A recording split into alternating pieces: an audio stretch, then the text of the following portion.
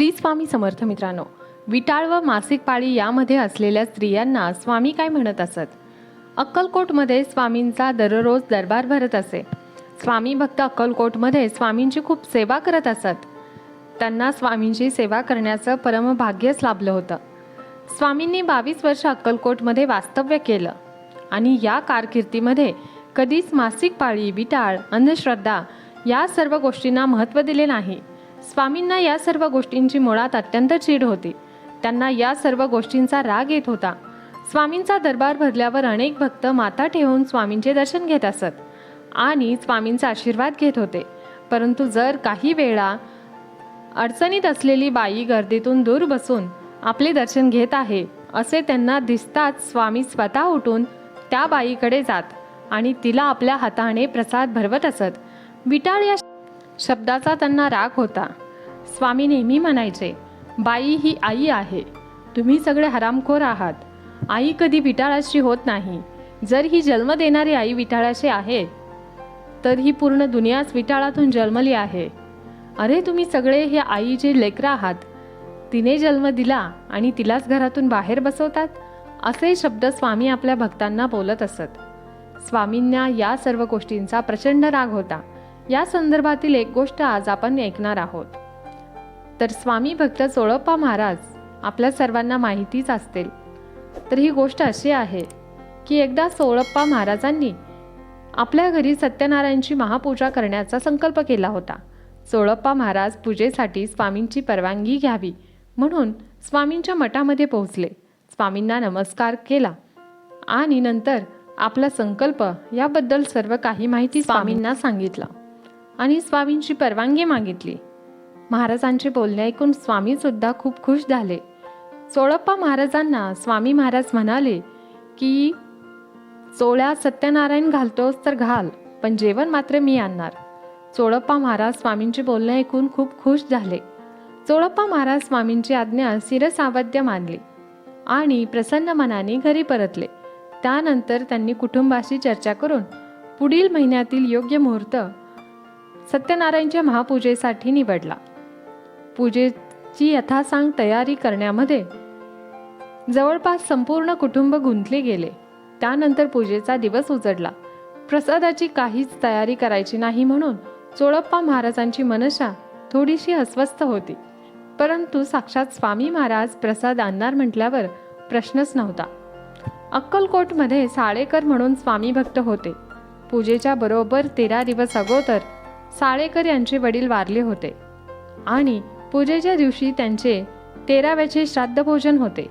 इकडे स्वामींना 13व्याचे जेवण जेवायला कसे बोलवायचे म्हणून साळेकर विचार करत होते. त्यामुळे साळेकरांची द्विधा मनस्थिती झाली होती. तर दुसरीकडे चोळप्पा महाराजांची पूजा संपत आली होती. हे पाहून स्वामींनी आपल्या एका भक्ताला पाठवून साळेकर यांच्याकडून 13व्याचे जेवण मागवून घेतले आणि ते जेवण घेऊन स्वतः स्वामी चोळप्पा महाराज यांच्या घरी गेले आणि सत्यनारायणच्या पूजेला स्वामींनी 13व्याच्या जेवणाचा प्रसाद दाखवला. सर्वांनी हा प्रसाद ग्रहण करण्यासाठी दिला. सगळे मुकाटपणे जेवले. स्वामींच्या समोर बोलण्याची कोणाची हिंमतच नव्हती. प्रत्यक्ष परमात्मा स्वामी यांनी तो प्रसाद स्वीकारला. तर तुम्ही आम्ही कोण आहोत? अगाध महिमा आहे स्वामींचा. मित्रांनो, अशी एक कथा एका 16 ओवळ्याची गोष्ट ऐकूया. राधा कसबेकर नावाची स्वामींची एक भक्त होती. एके दिवशी तिच्या मनामध्ये गुरुचरित्र सप्ताह मांडण्याची तीव्र इच्छा उत्पन्न झाली. उद्यापासून सुरुवात करावी असा तिने विचार करत, परंतु तिच्या समोर 2 अडचणी होत्या. एक म्हणजे दुसऱ्या दिवशी अमावस्या होती आणि दुसरी म्हणजे तिची मासिक पाळी त्याच आठवड्यात होती. त्यामुळे काय करावे या विचारात राधा पडली होती. आता काय करावे यावर उपाय कसा असावा, काय असावा म्हणून ती विचार करू लागली. शेवटी तिने स्वतः जाऊन स्वामींना विचारायचे ठरवले. ती स्वतः स्वामींकडे पोहोचली. मठामध्ये गेल्यावर स्वामींना नमस्कार करून काही विचारायच्या आतच स्वामी तिच्यावर गरजले. राधे, अडचण अमावस्या तुमच्या लोकांसाठी आहेत, आमचे असे काही नाही. आमच्याकडे बघ, सगळे कसे स्वच्छ आणि लखलखीत. जाऊन गुरुचरित्र वाच, पण वाचण्या अगोदर माझ्यासाठी पेलाभर दूध ठेवायला विसरू नको. आणि वाचून झाल्यावर ते दूध तू पिऊन टाक. अडचण वगैरे कुछ नाही, जाऊ इधर से. स्वामींचा उपदेश ऐकल्यावर राधा तिथून निघून गेली. त्यानंतर स्वामींनी सांगितल्याप्रमाणे गुरुचरित्र मांडले, पेलाभर दूधसुद्धा ठेवले आणि वाचून झाल्यावर तिने ते दूध ग्रहण केले. त्यामुळे तिचा सप्ताह सुरळीत पार पडला आणि उद्यापनाच्या 2 दिवसानंतर तिची मासिक पाळी सुरू झाली. श्री स्वामी समर्थ. मित्रांनो, एवढा आहे स्वामींचा महिमा. स्वामींना सुद्धा विटाळ, सोहळे, ओवळे या सर्व गोष्टींचा प्रचंड राग होता. स्वामींनी अनेक लीला दाखवून भक्तांच्या मनातला अंधविश्वास, अंधश्रद्धा धुडकावून लावत होते. स्वामींनी आपल्या भक्तांना मार्गदर्शन करताना अशा प्रकारच्या अंधश्रद्धेवर प्रहार केले. या कलियुगामध्ये चमत्काराशिवाय नमस्कार नाही हे तत्त्व त्यांनी पूर्णपणे जाणून होते. म्हणूनच त्यांनी आपल्या रंजल्या गांजल्या भक्तांसाठी चमत्कार केले.